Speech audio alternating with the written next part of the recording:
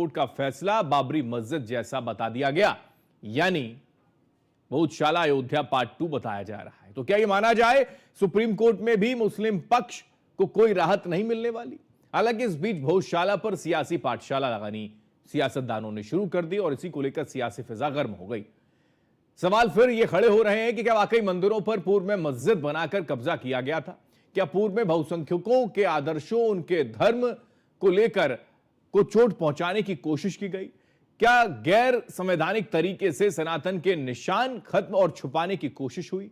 और ये सब कुछ साजिशन हुआ क्या? हालांकि जैसे ही हिंदू पक्ष ने बहुशाला पर कोर्ट के फैसले को सुना, तो फिर दशकों बाद बहुशाला में पूजा अर्चना शुरू हो गई। शुक्रवार को जो पहले कोर्ट की ओर से मिली नमाज की परमिशन को खत्म कर दिया गया है। फिलहाल मुस्लिम पक्ष इस पर सुप्रीम कोर्ट जाने की बातें कर रहा है और यह बात सामने आ रही है कि मुस्लिम पक्ष इसको लेकर और ज्यादा नाराज। एएसआई के सर्वे पर सवाल उठाते हुए कोर्ट के फैसले को प्लेसेस ऑफ वर्शिप एक्ट के उल्लंघन का जिक्र भी दरअसल किया जा रहा है। राजनेता सियासी शोर मचाना शुरू कर चुके हैं। हालांकि इस बीच फैसले के साथ ही एक बार फिर से आवाज उठनी शुरू हो गई। क्या मुस्लिम भाई गंगा यमुना तहजीब के साथ हिंदुओं की आस्था का सम्मान रखते हुए बाकी कोर्ट में चल रहे मामलों पर चल रही लड़ाई पर विराम लगा देंगे? क्योंकि चाहे वो काशी में ज्ञानवापी का मामला हो या फिर मथुरा में शाही ईदगाह का मसला हो, यहां हाल ही में संभल में हरिहर मंदिर को लेकर चल रहा दरअसल विवाद हो, क्या इन तीनों मामलों पर गंगा यमुना वाली तहजीब पेश की जा सकेगी? क्योंकि अयोध्या के साथ ही लीगल तरीके से उठी आवाज अब काशी, मथुरा और संभल की गलियों में लगातार गूंज रही है। तभी तो कहा जा रहा है कि जब रामलला विराजमान हो गए तो अब जल्द ही माता सरस्वती विराजेंगी। सवाल कई है, यानी कि क्या हिंदुओं की आस्था का सम्मान बिना कोर्ट कचहरी करे हो सकता है? आज बात हिंदुस्तान में जिक्र इसी पर।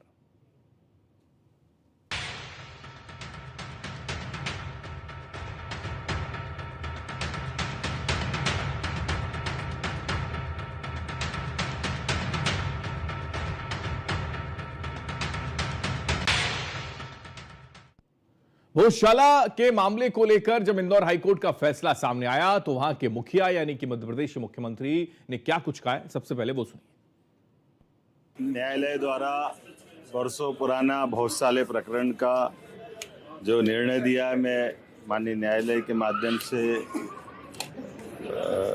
सभी समाजजनों को न्यायालय के निर्णय के माध्यम से जो हम सबका हमारी परंपरा भी है कि हम न्यायालय के निर्णय के आधार पर इस बात का प्रसन्नता भी व्यक्त करता हूँ कि न्यायालय ने माना कि हाँ, ये बहुशाला का स्थान था जहाँ राजा भोज ने माँ वाग्देवी के स्थान के माध्यम से इस स्थान की महत्ता को विकसित किया था।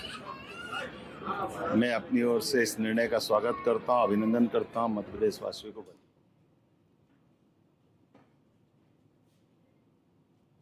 हालांकि सूबे के मुखिया ने जिक्र किया, उसके साथ साथ पूरे देश के अंदर एक बार एक नई बहस फिर से छिड़ गई है। मंदिर मस्जिद का विवाद एक बार फिर से गर्म हो गया है।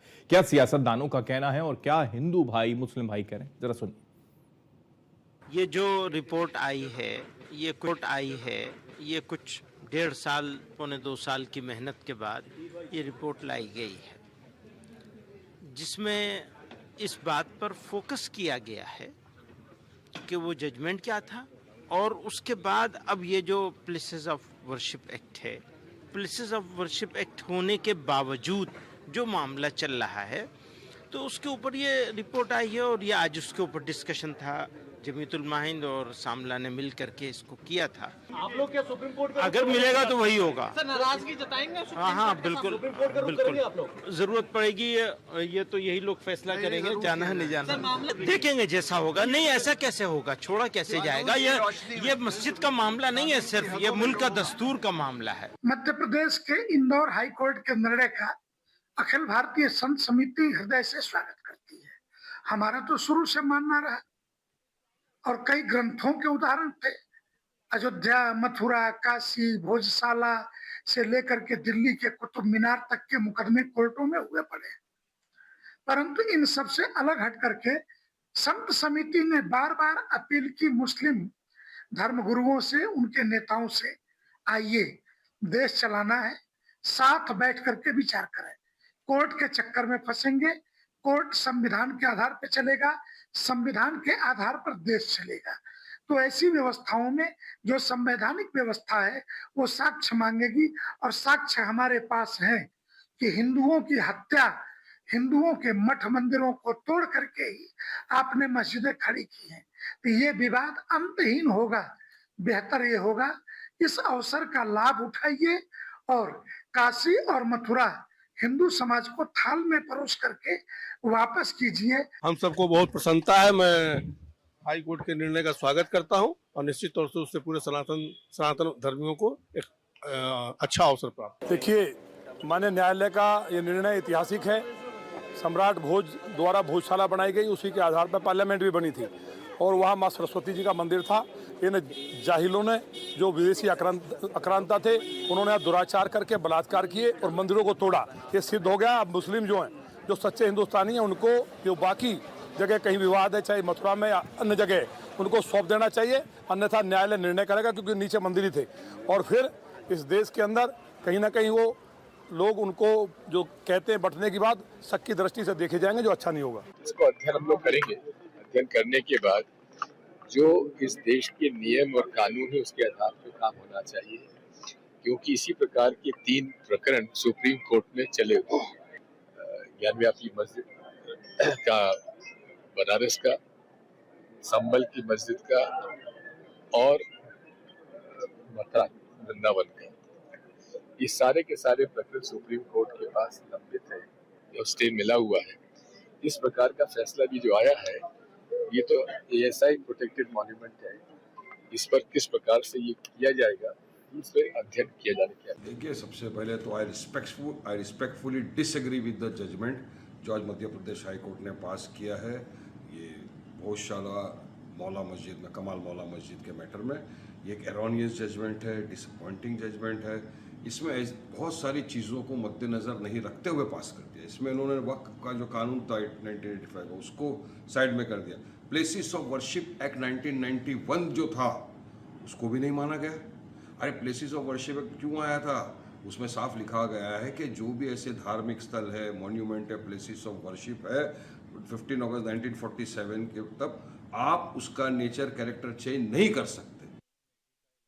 देखिए, बहुत सकारात्मक तरीके से इसको देख रहे हैं, क्योंकि जो सच्चाई है, जो सर्वे में भी आया है, जो ASI ने सर्वे करा, उसमें भी बताया गया कि जो मूर्ति जो यहाँ पे पहले सरस्वती देवी जी, वो आपके वहाँ पे बाग देवी जिनको बोला जाता है, उनकी मूर्ति अभी वर्तमान में लंदन में है, जैसा पता पड़ रहा है। तो मतलब सर्वे के हिसाब से वो एक धार्मिक स्थल है, हिंदू धार्मिक स्थल है।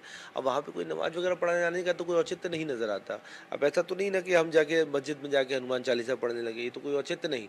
तो उसके हिसाब से ही करा गया है, और मैं इसका सम्मान करता हूँ हाईकोर्ट का कि ये सनातन धर्म के लिए एक उन्होंने जो एक सही डिसीजन लिया, निष्पक्षता के साथ उन्होंने डिसीजन दिया है। देखिए, मुझे लगता है जब मामले कोर्ट में लंबित होते हैं, हम सबका न्यायपालिका में विश्वास है। साक्ष्यों तथ्यों के आधार पर अदालतें निर्णय करती हैं। अदालत ने साक्ष्य देखे, तथ्य देखे, उन्हें पुष्ट पाया और माना कि ये भोजशाला थी। और मुझे लगता है अदालत के निर्णय का सभी पक्षों को स्वागत करना चाहिए। कानून के ऊपर कोई भी उंगली नहीं। हालांकि जब नई बहस छिड़ी, सियासतदानों ने अलग अलग जिक्र किया, लेकिन लोगों का इसको लेकर क्या सोचना है, चाहे वो भोजशाला के रहने वाले लोग हों या फिर धार के अंदर रहने वाले लोग हों या फिर मध्य प्रदेश के अंदर रहने वाले लोग हों, वो क्या सोच रहे हैं, जरा सुनिए। लंबे समय बाद भोजशाला मुद्दे को लेकर आखिर हाई कोर्ट ने फैसला दे ही दिया है, और कहीं ना कहीं जो फैसला है वो हिंदुओं के पक्ष में आया है। हम कुछ जनता से बात करने की कोशिश करेंगे कि उनका क्या राय है इस मामले पे। सर, कल एक लंबे समय के बाद फैसला दिया है कोर्ट ने कि अब जो भोजशाला है वहाँ हिंदू रीति रिवाज से पूजा होगी, वो हिंदुओं का मंदिर है, तो इसको आप लोग कैसे देखते हैं? निश्चित देखिए, माननीय कोर्ट का धन्यवाद देना चाहिए सभी लोगों के लिए। अगर आप किसी एक दृष्टि या दृष्टांत से देखते हैं तो वो हिंदू और किसी पक्ष के उसमें नहीं है।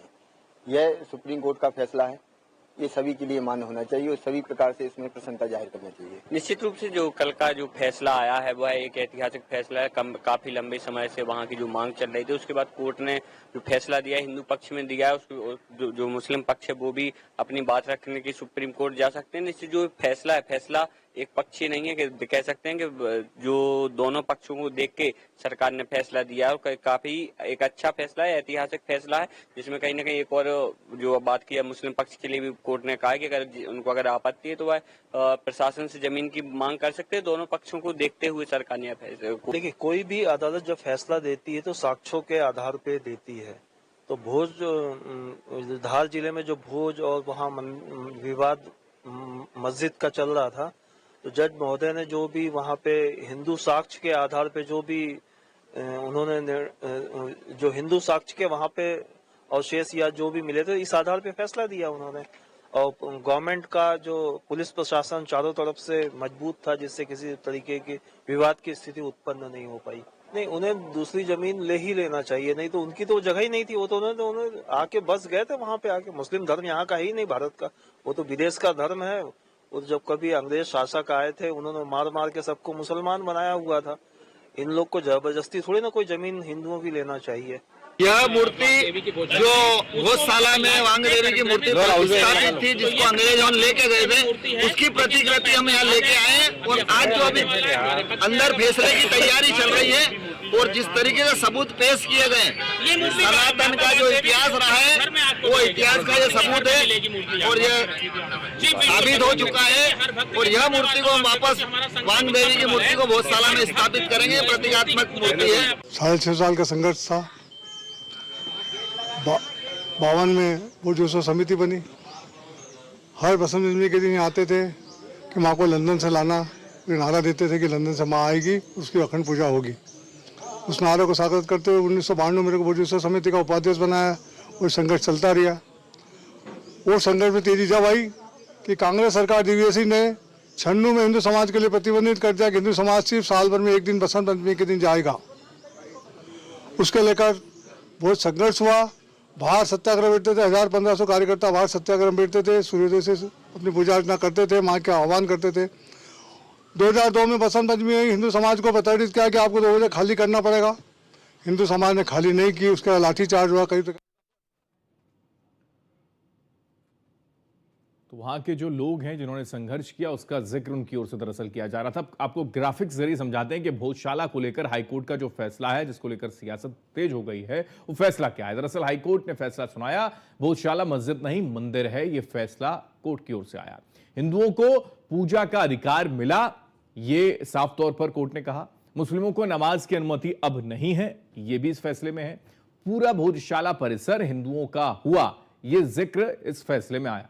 मस्जिद के लिए अलग जमीन मांगे मुसलमान, ये भी कोर्ट की ओर से कहा है कि सरकार से ये मांग आप कर सकते हैं। मुस्लिमों की मांग पर विचार सरकार करे, ये भी कोर्ट की ओर से कहा गया। यानी कि धार्मिक स्थलों की पवित्रता सुनिश्चित हो, ये कंसर्न दरअसल जाहिर किया गया है हाई कोर्ट की ओर से। इंदौर हाई कोर्ट ने ये बातें कही हैं जब ये फैसला दरअसल सुनाया।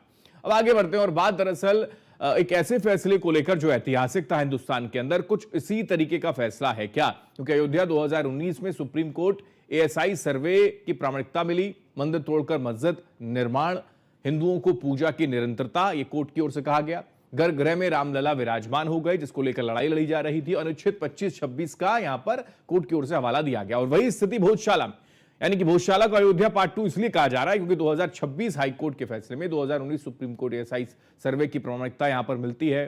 फिर मंदिर तोड़कर मस्जिद निर्माण, हिंदुओं को पूजा की निरंतरता, गर्भगृह में माता सरस्वती का दरअसल जिक्र होता है और अनुच्छेद 25-26 का यहां पर भी हवाला दिया गया। लेकिन भोजशाला में मंदिर होने के कितने सबूत हैं, यह भी जरा समझिए कि मंदिर होने के सबूत के पीछे की वजह क्या है, क्या क्या है। मंदिर के सबूत 94 मूर्तियां हैं और मूर्तिकला के टुकड़े मिले। खिड़कियों, खंभों पर भी देवताओं की मूर्तियां हैं। शेर, हाथी, घोड़ा, कुत्ता की छवियां जो हैं वो उसमें हैं और उसके साथ साथ बंदर, सांप, कछुआ, हंस, पक्षी की छवियां भी वहां पर बनी हुई। कीर्तिमुख मानव चेहरा है, सिंह चेहरा भी है जो कि दरअसल सनातन से जुड़ा। संस्कृत और प्राकृत में लिखे कई शिलालेख भी वहां पर दरअसल मिले हैं। ये कुछ सबूत हैं जिसका जिक्र दरअसल ASI की जब सर्वे की रिपोर्ट आई तो कोर्ट में रखा गया। भोजशाला की टाइमलाइन क्या है, इस विवाद को लेकर क्या कुछ स्थितियां बनी, जरा वो समझिए। 2022 और 23 में वैज्ञानिक सर्वे हुआ और पूजा के लिए हाईकोर्ट में याचिका लगाई गई हिंदू पक्ष की ओर से कि भैया हमको पूजा करने की अनुमति दी जाए। अप्रैल 2023 में एएसआई ने यह सुनिश्चित किया कि मंगलवार को हिंदू पूजा कर सकते हैं और शुक्रवार को हालांकि नमाज का आदेश भी दिया गया। फिर मार्च 2024 हाईकोर्ट का एएसआई को भोजशाला सर्वे करने के निर्देश दरअसल दिए गए और फिर अप्रैल 2024 में सर्वे रोकने की अपील को सुप्रीम कोर्ट ने खारिज कर दिया क्योंकि मुस्लिम पक्ष सुप्रीम कोर्ट पहुंच गया था। जुलाई 2024 में एएसआई ने 2100 पन्नों की सर्वे रिपोर्ट पेश कर दी। हाईकोर्ट को यह रिपोर्ट सौंपी गई। फिर अप्रैल 2026 में करीब 24 दिनों तक हाईकोर्ट ने रोजाना इस पूरे मामले को लेकर सुनवाई की और फिर यह स्थिति मई 2026 में भोजशाला के मंदिर होने का हाईकोर्ट ने फैसला दे दिया, आदेश दे दिया। लेकिन इसके साथ साथ अब क्या स्थितियां बनने वाली हैं कि सुप्रीम कोर्ट में विचाराधीन कई और केसेस हैं जिसको लेकर आवाजें बुलंद।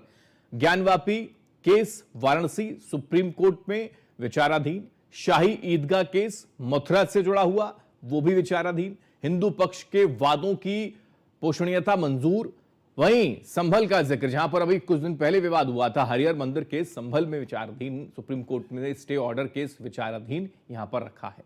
तो यानी कि भोजशाला का मसला सामने आने के बाद स्थितियां दरअसल ऐसी बनी हैं कि काशी, मथुरा और संभल इन तमाम मुद्दों पर भी अब विचार मुस्लिम पक्ष को कर ही लेना चाहिए और बेवजह जाकर कोर्ट में इसको लेकर लड़ाई नहीं लड़नी चाहिए, ये वो कहना चाह रहे हैं। तो क्या जो गंगा यमुना तहजीब है वो उसका पालन किया जाएगा, किया जा रहा है? क्या ऐसी संभावनाएं नजर आती हैं कि आगे आने वाले वक्त में काशी और मथुरा और संभल में स्थितियां वैसी हो जाएं जैसे कि अयोध्या में हुई और भोजशाला जो कि अयोध्या पार्ट 2 कहला रहा है? आपको बता दें कि आखिर मुद्दा क्या है। मुद्दा जरा सा समझिए कि भोजशाला पर हाईकोर्ट का बड़ा फैसला आया, जाहिर सी बात है हिंदुओं को पूजा का अधिकार मिला, यह कोर्ट ने कहा। मुसलमानों को नमाज की अनुमति नहीं मिलेगी, कोर्ट की ओर से कहा गया। मस्जिद के लिए अलग अलग जमीन मांगे जाने पर मुस्लिम जो है वो अलग जमीन मांग सकते हैं, कोर्ट ने कहा है। फैसले के खिलाफ सुप्रीम कोर्ट मुस्लिम पक्ष जाएगा और तमाम सियासतदान इसको सुप्रीम कोर्ट में चैलेंज करेंगे, मुद्दा ये। लेकिन सवाल क्या है? दरअसल सवाल समझिए कि भोजशाला का फैसला क्या अयोध्या वाला है? क्या ये ऐसी स्थिति है जो अयोध्या में फैसला आया वही स्थितियां भोजशाला में होने जा रही है? भोजशाला के बाद काशी मथुरा की भी बारी आएगी क्या? क्योंकि यह जिक्र अब होना शुरू हो गया। हिंदू मुस्लिम भाईचारा सिर्फ एक दिखावा है, यह जिक्र इस वजह से हम कर रहे हैं क्योंकि ऐसे कई मामले हैं जब वो वाकई में ऐसी स्थितियां हैं कि आक्रमण किए गए थे, कब्जे किए गए थे, तो फिर मुसलमान भाई क्यों नहीं मान लेते कि ये हिंदुओं के लिए आस्था का केंद्र है, इसको छोड़ दिया जाए। धर्म स्थलों पर अयोध्या मॉडल ही लागू होगा, ये ही समाधान है क्या? सवाल ये भी। लेकिन सबसे अहम सवाल ये जिसका जिक्र बार बार हो रहा है कि प्लेसेस ऑफ वर्शिप एक्ट क्या बेअसर हुआ? क्या उसका पालन कोर्ट के अंदर नहीं हो रहा?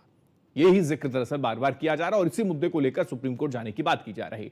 तो इन तमाम सवालों को जानने की कोशिश भी करेंगे आज हम बात हिंदुस्तान में कि क्या ऐसा संभव है, क्या ऐसी स्थितियां हैं कि भोजशाला को लेकर हाईकोर्ट की ओर से जो फैसला दरअसल सुनाया गया था उस फैसले पर क्या सुप्रीम कोर्ट में उसको खारिज किया जा सकता है? क्या ऐसा संभव है? क्या मुस्लिम पक्ष को किसी तरीके की राहत भोजशाला विवाद को लेकर मिल सकती है? ये तमाम तरीके के सवाल और उससे भी महत्वपूर्ण बात यह कि काशी, मथुरा और संभल को लेकर जो अब आवाज उठनी शुरू हो गई है, क्या उन भावनाओं का अब जो है वो उसका पालन होता हुआ नजर आएगा? ये स्थितियां बनने जा रही हैं क्या ये समझा जाए? यही वजह है कि हिंदू पक्ष इसको लेकर गदगद है और मुस्लिम पक्ष में इसको लेकर क्या वाकई घबराहट? एक छोटे से ब्रेक के लिए रुक रहे हैं, ब्रेक के बाद इस पर करेंगे चर्चा।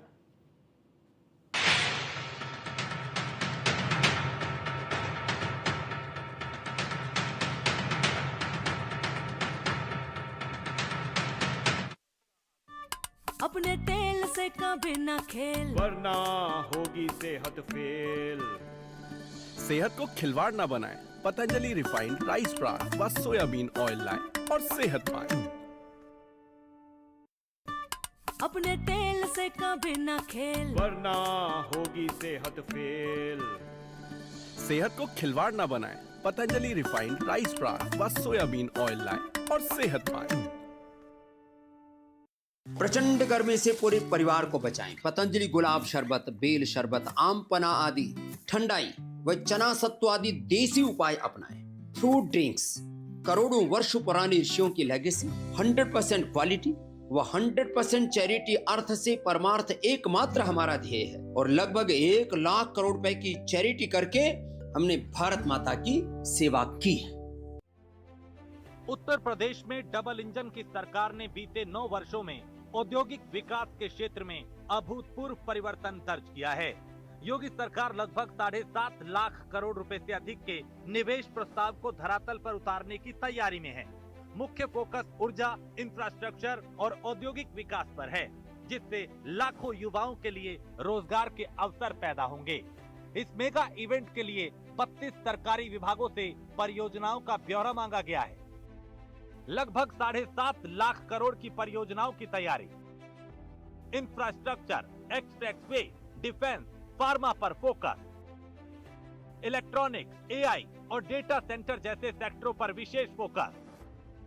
1.10 करोड़ से अधिक मिलेंगे रोजगार। निवेश का ड्रीम डेस्टिनेशन बना उत्तर प्रदेश। $1 ट्रिलियन इकोनॉमी की तरफ तेजी से बढ़ रहा यूपी। 9 वर्षों में 50 लाख करोड़ के मिले निवेश प्रस्ताव।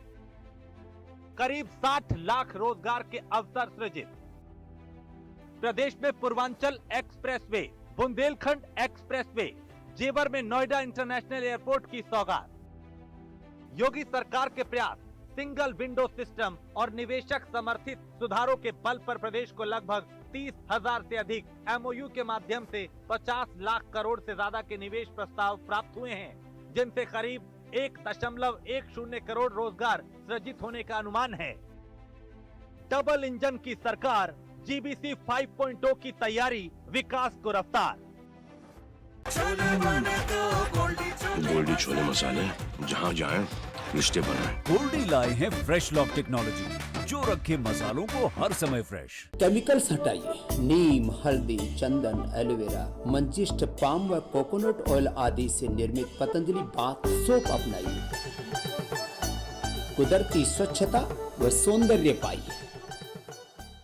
आप नास्तिक हैं, आप धर्म को नहीं मानते, मैं उसे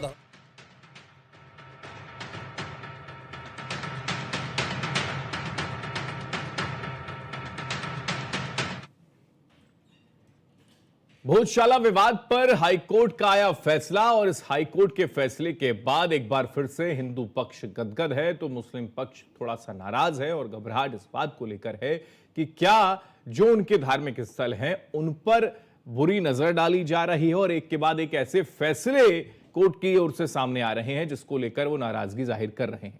हालांकि उनका यह साफ तौर पर कहना है कि इस पूरे मामले को लेकर हाईकोर्ट के बाद हम सुप्रीम कोर्ट जाएंगे, वहां पर अपील करेंगे और इस पूरे मामले को चैलेंज करेंगे। यह भी जिक्र दरअसल टेक्निकल पॉइंट के तौर पर किया जा रहा है कि प्लेसेस ऑफ वर्शिप एक्ट को बिल्कुल दरकिनार कर दिया गया, क्यों नहीं उस पर ध्यान दिया गया है, और यही वजह है कि सुप्रीम कोर्ट में जाकर इस पर चैलेंज किया जाएगा। लेकिन वहीं इस पूरे मामले को लेकर हिंदू पक्ष के जो वकील हैं उनका साफ तौर पर कहना है कि जब एएसआई सर्वे होता है तो फिर हिंदू एएसआई सर्वे में साफ तौर पर समझा जा सकता है कि प्लेसेस ऑफ वर्शिप एक्ट को लागू ही नहीं किया जा सकेगा, और यही वजह है कि कोर्ट ने इसी के आधार पर फैसला दरअसल सुना दिया है। तो क्या यह संभव है, क्या ये स्थितियां हैं, इनको टेक्निकल तौर पर भी समझेंगे, लेकिन उसके साथ साथ ये भी समझेंगे कि क्या जो हिंदू भाई हैं या फिर मुस्लिम भाई हैं, आपस में जो भाईचारा इतने दशकों से बना हुआ है, उस भाईचारे को निभाते हुए आने वाले वक्त में कई और मामले, जिसमें चाहे वो मथुरा हो, चाहे वो काशी हो, या फिर हाल ही में संभल को लेकर मामला सामने आया हो,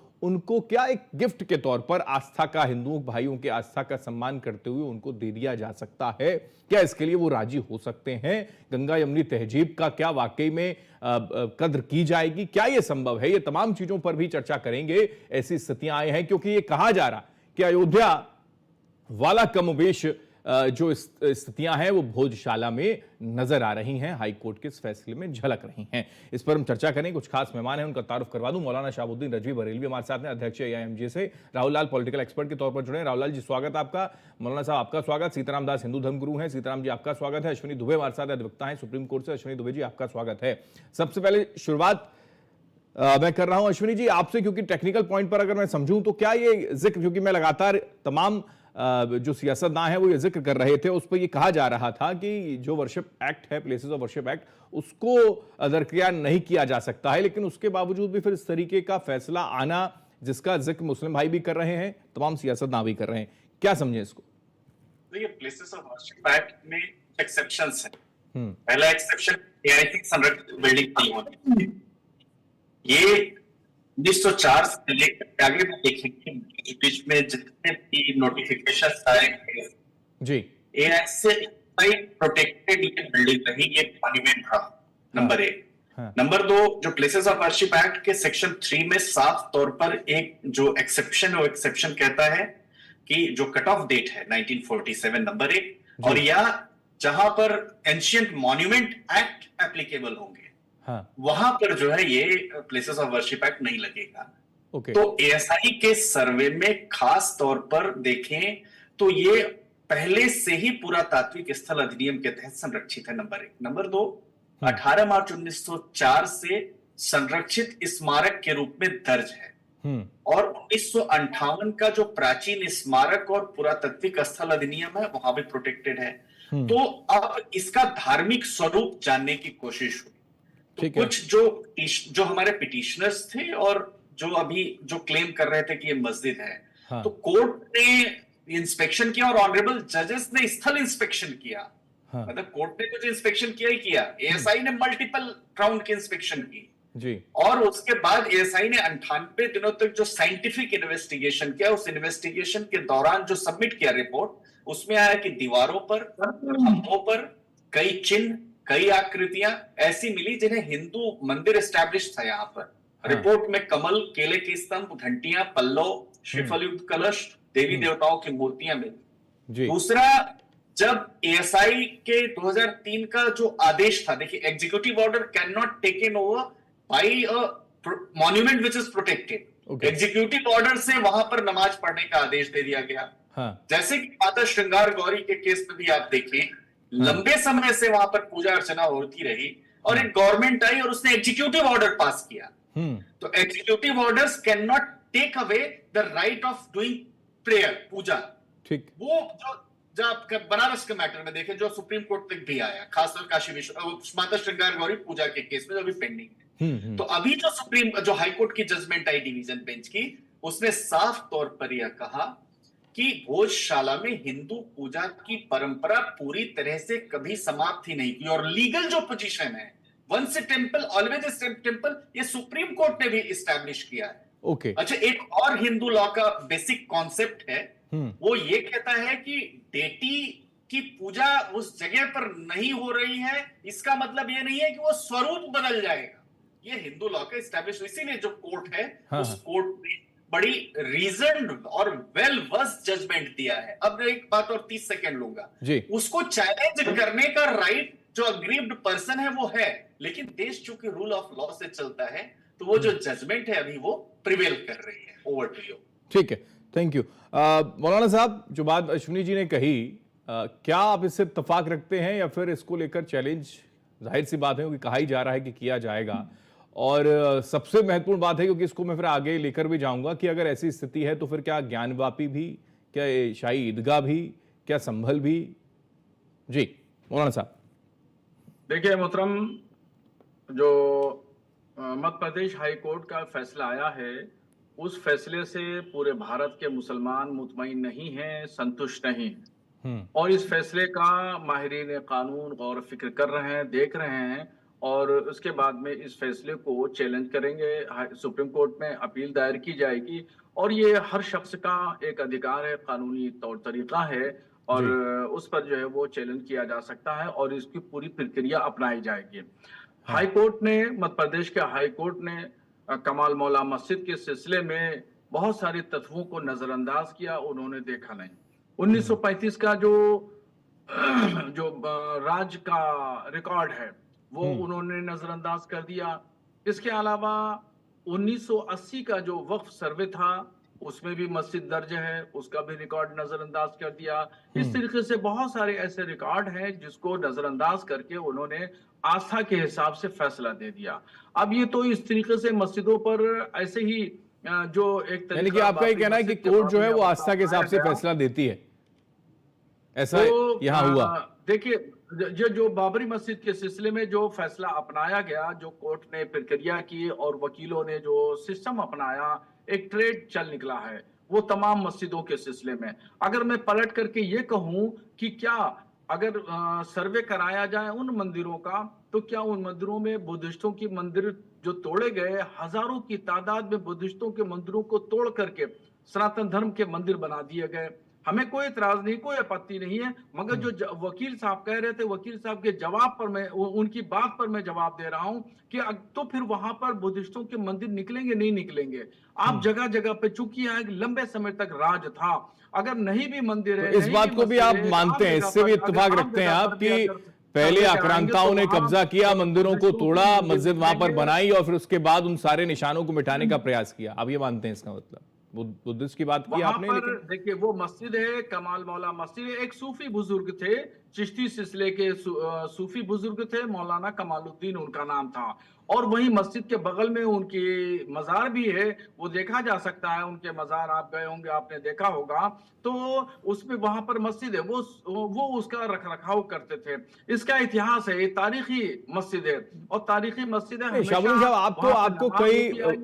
आपको कई मुस्लिम भाई जो है वो फॉलो करते होंगे, और आपकी इस बात को लेकर मुझे नहीं लगता कि वो इत्तेफाक रखते होंगे कि एक तरफ कोर्ट का संवैधानिक तरीके से फैसला आता है अयोध्या को लेकर, और उस पर आप यही बात कह रहे हैं कि ऐसी स्थिति नहीं है साहब, कोर्ट जो है वो आस्था का ख्याल करते हुए फैसला सुना रहा है।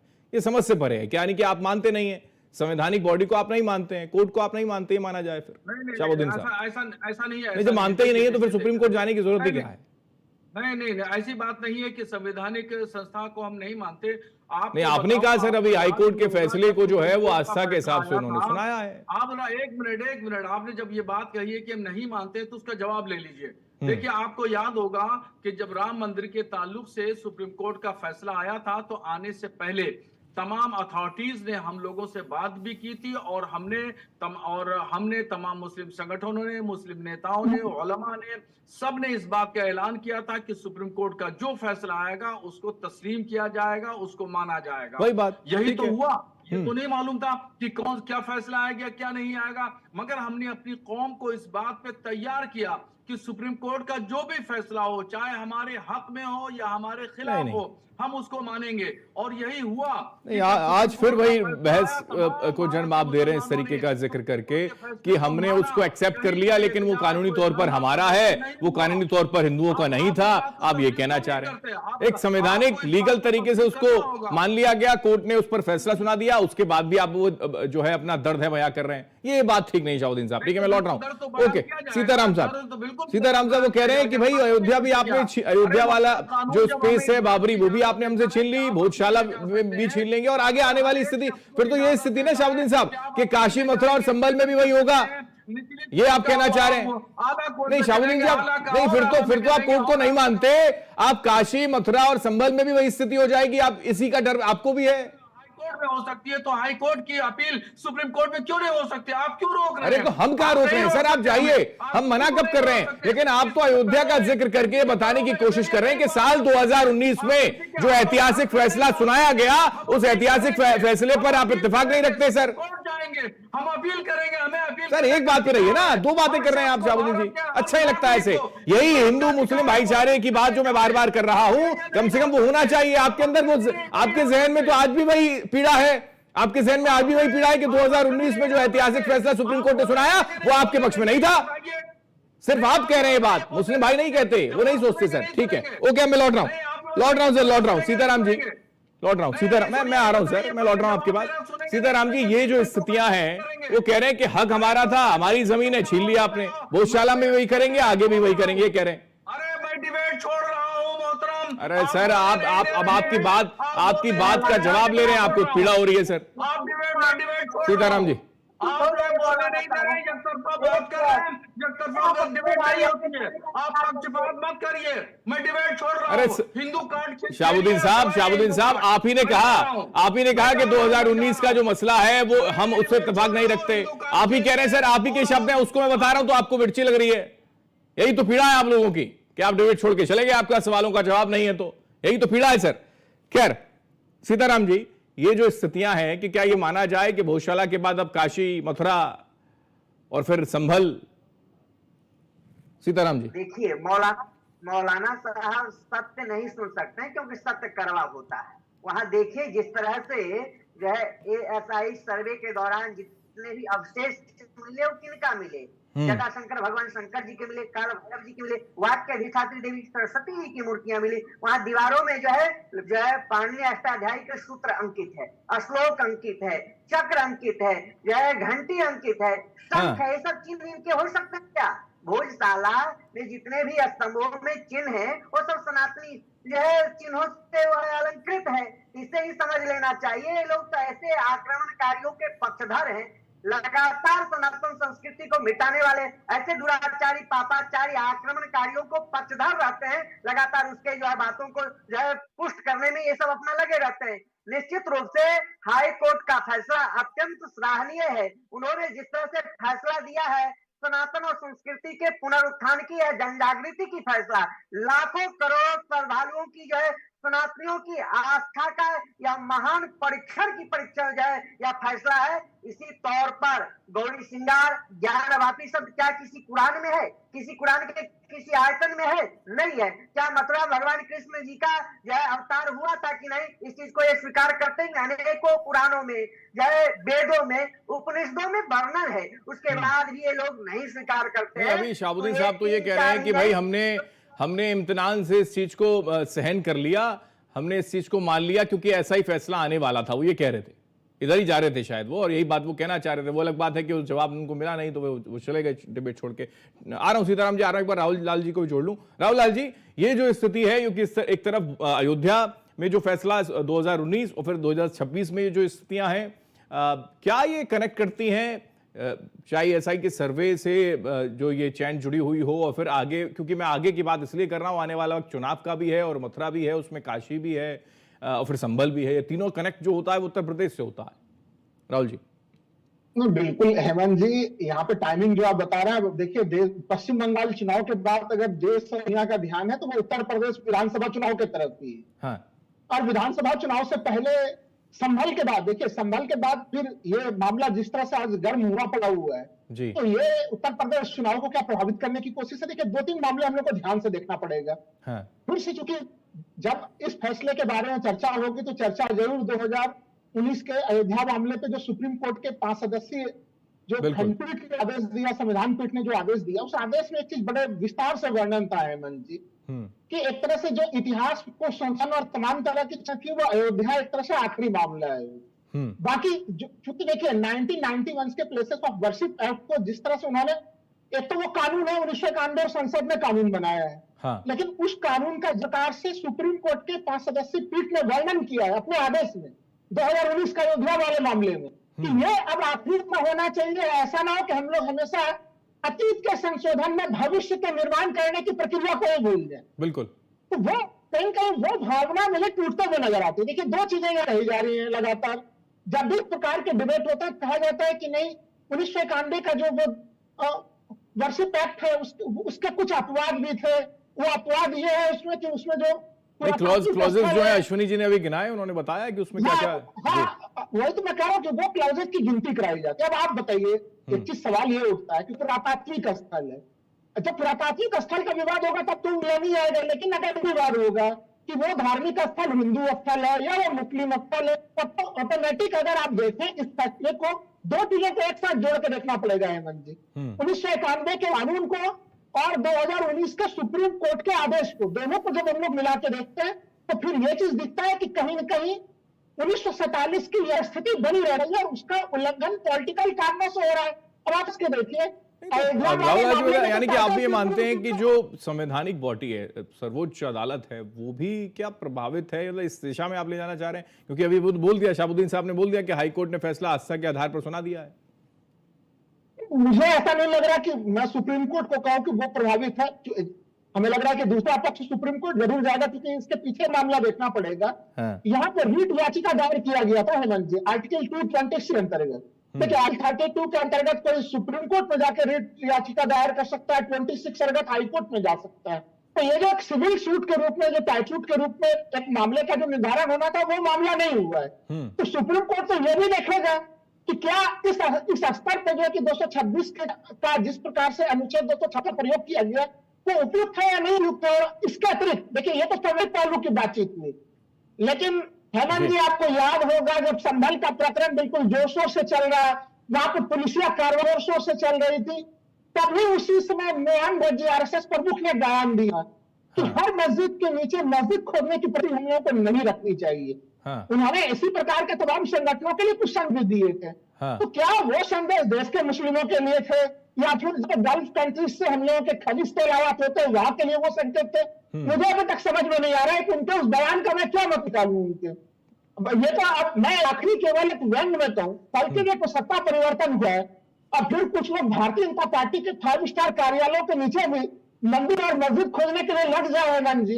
तो क्या हम लोग लेकिन कोर्ट का अगर फैसला आएगा तो उसका सम्मान तो करना ही पड़ेगा ना। कोर्ट का फैसला आया उसका सम्मान करना ही पड़ेगा। और अगर कोर्ट के फैसले पर आप सवाल उठाएंगे तो फिर तो ये समझ से परे हो जाता है। जब संविधान को नहीं मानेंगे तो फिर आप किसको मानेंगे? कानून को नहीं मानेंगे जी।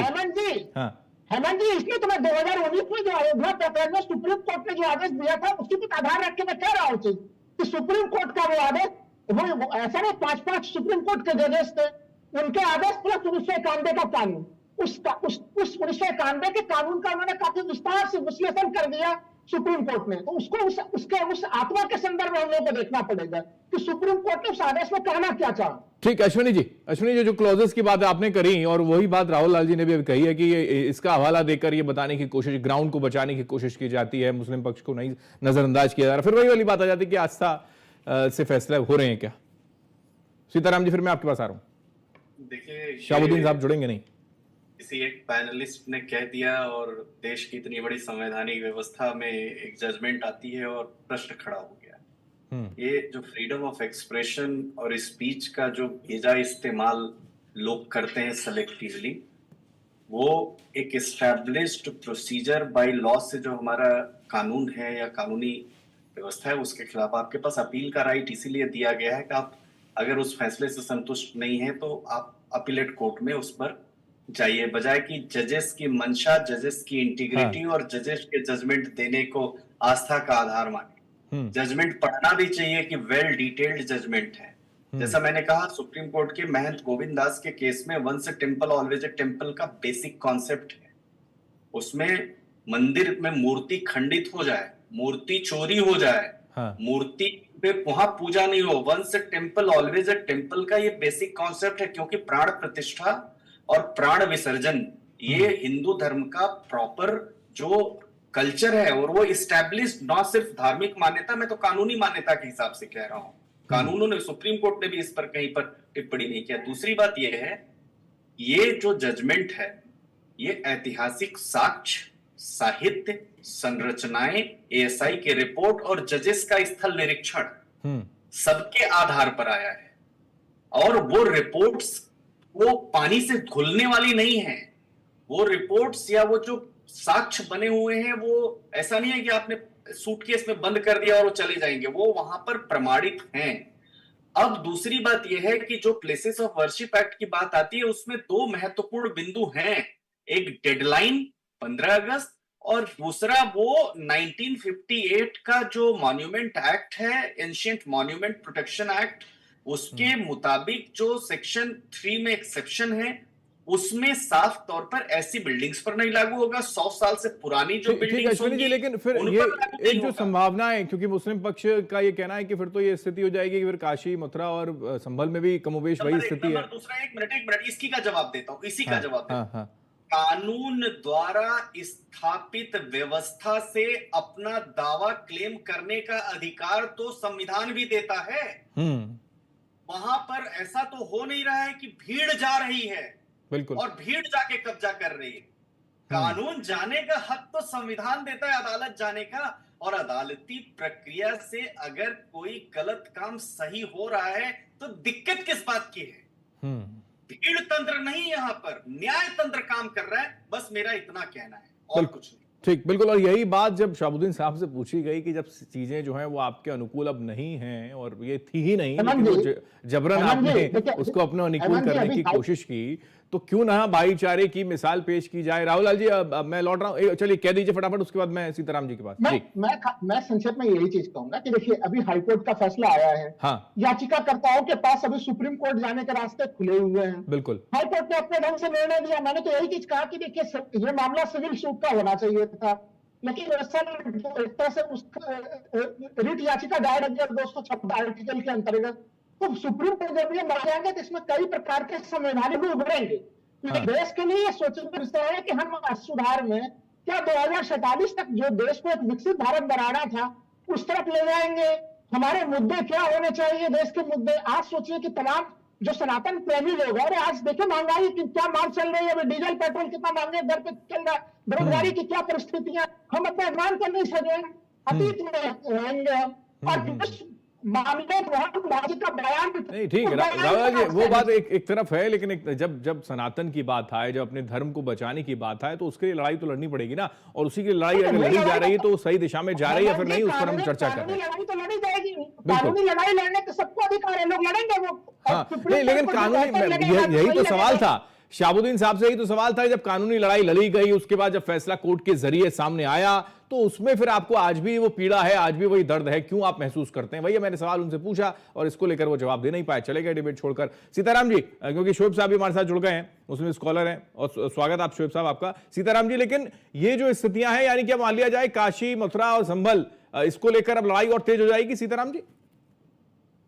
निश्चित रूप से देखिए, सनातनी जो है संवैधानिक लोग हैं, संविधान पर विश्वास करते हैं, न्यायपालिका पर विश्वास करते हैं। हाँ। अतीत, वर्तमान और भविष्य तीनों अनुन्यास संबंध है, एक दूसरे का जो है बिना एक दूसरे का पूरक नहीं हो सकता है। हम लोग जो है अतीत पे भी विश्वास करते हैं जितना वर्तमान में विश्वास करते हैं, जितना भविष्य के लिए चिंता करते हैं उतना अतीत के लिए भी चिंता करते हैं कि मेरा अतीत कितना जो है संरक्षित रहे, सुरक्षित रहे। अतीत को नहीं छोड़ा जा सकता।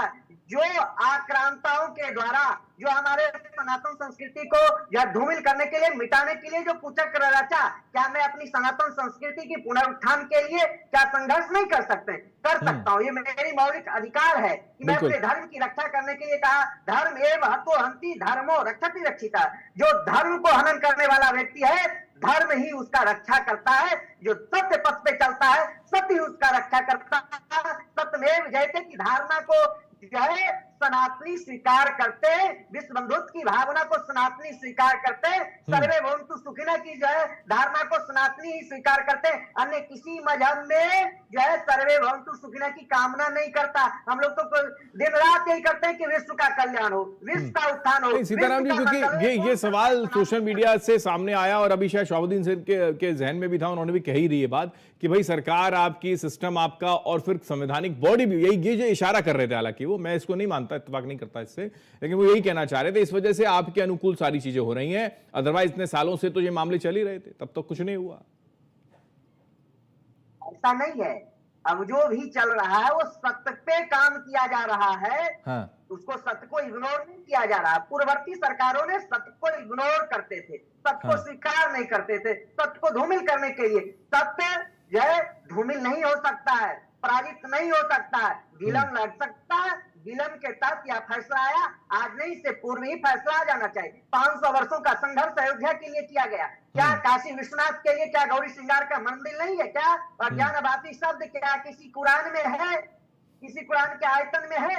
नहीं है। ज्ञानवापी शब्द वह सनातनियों का, वह संस्कृत शब्द है। मथुरा भगवान कृष्ण जी का जन्मभूमि है कि नहीं, इसके लिए संघर्ष कर रहे हैं। अगर मैं संविधान पर विश्वास नहीं करता, न्याय पर विश्वास नहीं करता, तो सनातनी सक्षम है, सबल है, लड़ करके। अब ये जवाब मैं राहुल लाल जी से भी लूंगा, लेकिन एक बार शोएब साहब भी हमारे साथ हैं। शोएब साहब, क्या जो भोजशाला को विवाद को लेकर जो हाईकोर्ट का फैसला आया है, आप इससे इत्तेफाक रखते हैं? और ये जो फैसला है सुप्रीम कोर्ट में, इसको लेकर आप चैलेंज करेंगे? मुस्लिम भाई थोड़े से नाराज हैं, अभी शोएब साहब जुड़े, वो भी नाराज हो गए, डिबेट छोड़ के चले गए। आपका क्या कंसर्न सर?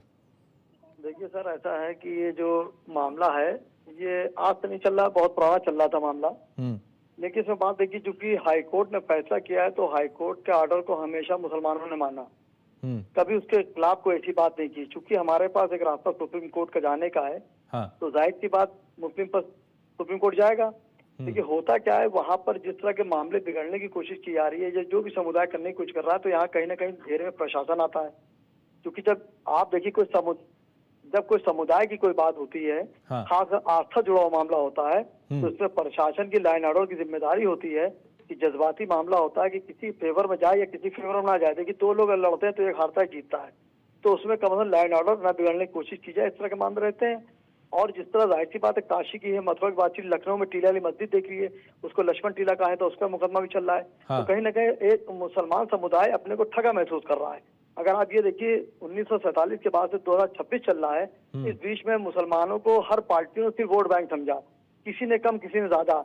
आज मुसलमानों की अक्सरियत हिंदुस्तान में कुछ नहीं 30% से 35% के करीब है, लेकिन आप बताइए कितने लोग हमारे बड़े बड़े महकमे में मौजूद हैं। सीताराम साहब ये अभी कह रहे थे कि ये मामले तो खैर बहुत बरसों से इसको लेकर लड़ाई लड़ रहे हैं, लाठियां भी खाई, गोलियां भी खा ली, संघर्ष बड़ा उनका रहा, और उसके बाद जब अब जाकर उनको जीत मिल रही है तो ये संघर्ष की जीत है, इतने सालों से जो वो लड़ाई लड़ रहे थे।